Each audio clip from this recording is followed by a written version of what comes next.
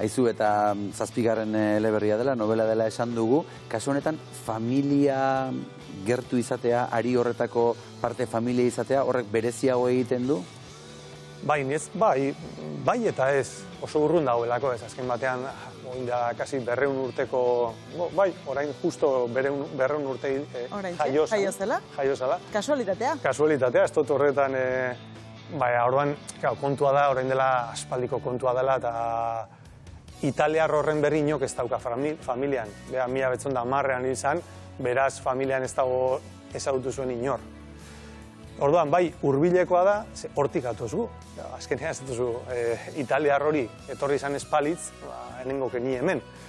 Orduan, bueno, bakizu ez, hori askotan aipatzen da, ez, patua, zer dan patua, eta zer dan sortea, eta zer dan nondik gatozen, eta zergatik gatozen, eta zergatik gauden hemen, eta, bueno, alde horretatik, bai, imaginatuta persona horren, nire familiako horren, ibilerak oso gustora egon naiz, berak bizi behar izan zituenak gu hemen egoteko, ETV-ko platu batean. Unai, eta noiztik zenuen buruan hau? Noiztik nahi zenuen hau idatzi?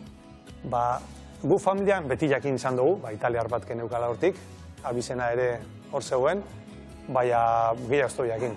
Dalako baten, oin dela urte batzuk, familiako, nik ezautzen enuen familiako zenitarteko batek esan zian, uste dut zuta bio familia garela eta bai, zuk ez dagoazu italiar bat Bermion, bera Bermiotarra zan, bai, nik ikertu indut horren inguruko zera, eta badukat olako lantxu bat, nongoa zan, herria, eta nahi baduzu bidaliko dizut.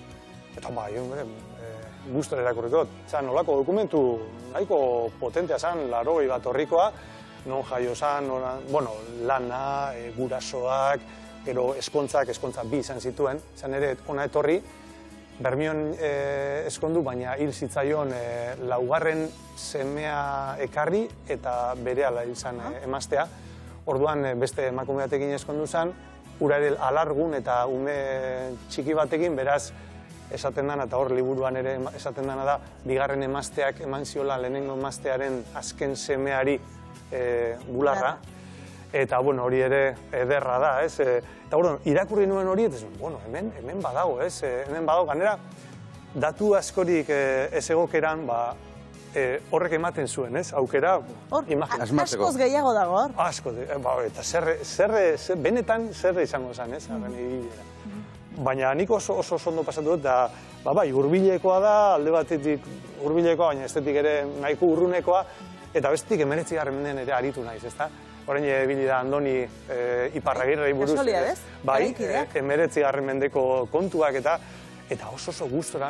Orain arte idatzi ditudan eleberri guztiak izan dira, orain gertatzen direnak, gure inguruan, Euskal Herrian, da hemen, joan naiz, Italiara, 19. mendean, hor konpositore batzuk ere tartekatu ditut, Wagner eta bueno, niretzako oso magikoa izan da idazketa, ez? Beste sasoi batean da, beste mundu batean bizi izan naizelako.